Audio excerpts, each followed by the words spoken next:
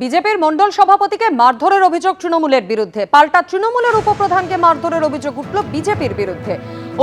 পাল্টা অভিযোগ ঘিরে দক্ষিণ ২৪ পরগনার সাতগাছিয়ায় উত্তেজনা। সাতগাছিয়ার ধনচেবেরিয়ায় পানীয় জল নিয়ে বিবাদের সূত্রপাত। বিজেপির ৫ নম্বর মণ্ডল সভাপতি কুশ গায়েনকে মারধরের অভিযোগ তৃণমূলের উপপ্রধান এবং তার অনুগামীদের বিরুদ্ধে। তার ওয়ার্ডে অনেকেই জল পাচ্ছেন না, অভিযোগ বিজেপির মণ্ডল সভাপতি। উপপ্রধানকে এই নিয়ে প্রশ্ন করায় মণ্ডল সভাপতিকে মারধরের অভিযোগ। তৃণমূলের উপপ্রধানকে পাল্টা মারধরের অভিযোগ শাসক দলের। কোথায় কোথায় চোট হয়েছে আপনার? আমার হাতে হয়েছে, বুকেও লেগেছে, শ্বাস নিতে কষ্ট হচ্ছে, আমার পেটেও লেগেছে, আমার হাঁটুতে মেরেছে। কি দিয়ে মারধর করলো? ওরা ফেলে দিয়ে নিজেদের ইচ্ছে মতো মেরে দিয়েছে, আমাকে যেমন খুশি মেরেছে। মানে রাস্তায় ফেলে? রাস্তায় ফেলে। কতজন ছিল? ওরা ৪-৫ জন ছিল, আমি একা ছিলাম।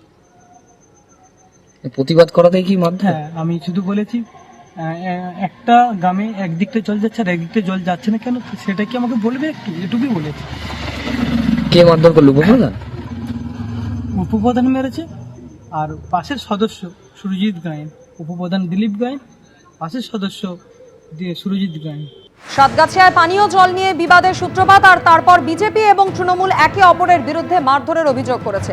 দুপক্ষের তরফ থেকে কি বলা হয়েছে শোনাবো। আর বেশিরভাগ পরিবারকে এই জল থেকে আটকানো হয়েছে। তা মণ্ডল সভাপতি হিসাবে, ওখানকার সাধারণ অভিভাবক হিসাবে, প্রধানমন্ত্রীর জল বিজেপির কার্যকর্তা হিসেবে সে প্রশ্ন করেছিল কেন জল এখনো পর্যন্ত দেওয়া হচ্ছে না। যে কন্ট্রাক্টর কাজ করছে সেও তৃণমূলের আশ্রিত।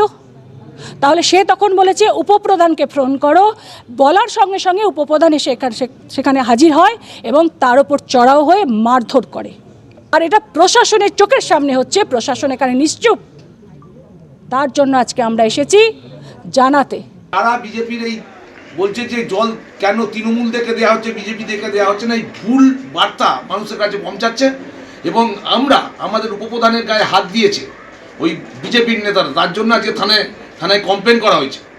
এবং আজকের যারা বিজেপির নেতারা এসে বড় বড় কথা বলছে তাদের কাছে আমার প্রশ্ন, জল মিশনের টাকা বন্ধ কেন? টিএইচির টাকা বন্ধ কেন? পশ্চিমবাংলাকে ভাতে মেরে দেবেন, মানুষকে জলও খেতে দেবেন না।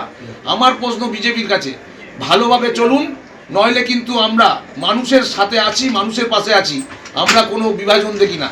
শুভেন্দু অধিকারীর গড়ে বিজেপি প্রধানের বিরুদ্ধে অনাস্থা প্রস্তাব। অনাস্থায় তৃণমূল সিপিএম এর সঙ্গে হাত মেলালো বিজেপির একাংশ। বিজেপির প্রধানকে সরাতে অনাস্থা প্রস্তাবে সই বিজেপির 2 সদস্যেরও। নন্দীগ্রাম পঞ্চায়েত প্রধান লক্ষ্মীকান্ত জানার বিরুদ্ধে বিজেপির 2 সদস্য তারা অনাস্থা প্রস্তাবে সই করেছেন। দুর্নীতির অভিযোগ তুলে অনাস্থা প্রস্তাব তৃণমূল, সিপিএম, বিজেপি। প্রধানের দুর্নীতির বিরুদ্ধে এককাট্টা হয়েছে সব পক্ষ, এমনটাই দাবি তৃণমূল কংগ্রেসের।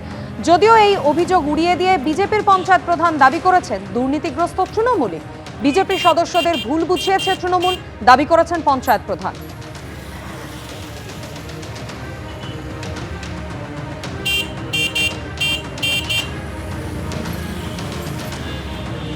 বর্তমান বিজেপি পরিচালিত পঞ্চায়েতের প্রধান, তিনি এত দুর্নীতির সঙ্গে লিপ্ত, অপরিসীম দুর্নীতি, যেখানে কাজ না করে পেমেন্ট দিয়ে টাকা তুলে নিচ্ছে, মানুষ দিনের পর দিন হয়রানি।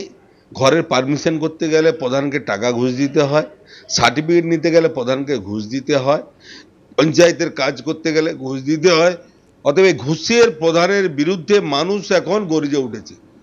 তাই ওদের দলেরই মেম্বাররা আমাদেরকে সাপোর্ট করছে যে না, ওই প্রধানকে রাখা যাবে না। তা আজকে আমরা চাইছি যে এলাকার উন্নয়নের স্বার্থে প্রধান পরিবর্তন হোক। আমাদের 2 জন যারা আমাদের পঞ্চায়েত সদস্য আছেন তাদেরকে ভুল বোঝানো হয়েছে, ভুল বুঝিয়ে সই স্বাক্ষর করে জমা দেওয়া হয়েছে। নিজেরাই আইন বানায়, অথচ নিজেরা সেটাকে ফলো আপ করতে পারে না। এই জায়গাতে আমরা যেটা মনে করি যে তাদেরকে যে ভুল বোঝানো হয়েছিল, তাদের সাথে আমাদের কথা হয়েছে, তাদের সাথে আমাদের বিষয়গুলো নিয়ে আলোচনা হয়েছে, তারা নিজের ভুল বুঝতে পেরেছে। এই অনাস্থা বা এইসব নিয়ে তারা সমস্ত কিছু বিষয়গুলোকে যাতে আগামী দিনে কোনো ভুল বুঝাবুঝি না হয় সেটা তারা স্বীকার করেছে। শুভেন্দু অধিকারীর গড় নন্দীগ্রামে তৃণমূল, সিপিএম এর সঙ্গে সঙ্গে বিজেপির একাংশও সরব হয়েছে পঞ্চায়েত প্রধানের বিরুদ্ধে। আর যে পঞ্চায়েত প্রধানের বিরুদ্ধে যাবতীয় অভিযোগ, তিনি বলছেন দুর্নীতিগ্রস্ত তৃণমূলই। বিজেপি সদস্যদের ভুল বুঝিয়েছে তৃণমূল কংগ্রেস। এই যে দুর্নীতির কথা ওদের মুখে মানায় না, কারণ 15-20 বছর ধরে ওরা যা করছে লুটেপুটে খাচ্ছে বা খেয়েছে, এখনো পর্যন্ত সেই ধারাবাহিকতাটাকে ওরা বজায় রাখতে চাইছে। যারা চিরকাল চুরি করে এসছে, চুরির যে জায়গাটা তারা কিন্তু বজায় রাখতে চাইছে, আর সুস্থভাবে কাজ করার যে পরিবেশ এরা কিন্তু দিনের পর দিন কিন্তু নষ্ট করছে। ভুল বুঝিয়ে এদের নিয়ে যাওয়া হচ্ছে, তাদের ভুল পথে পরিচালিত করা হচ্ছে। তো আশা করি দেখুন, যারা বিজেপি আদর্শে দীক্ষিত এবং যারা সনাতনী আদর্শে দীক্ষিত, আমি বলবো যে তাদের ভুল একদিন ভাঙবেই। এবিপি আনন্দ, এগিয়ে থাকে, এগিয়ে রাখে।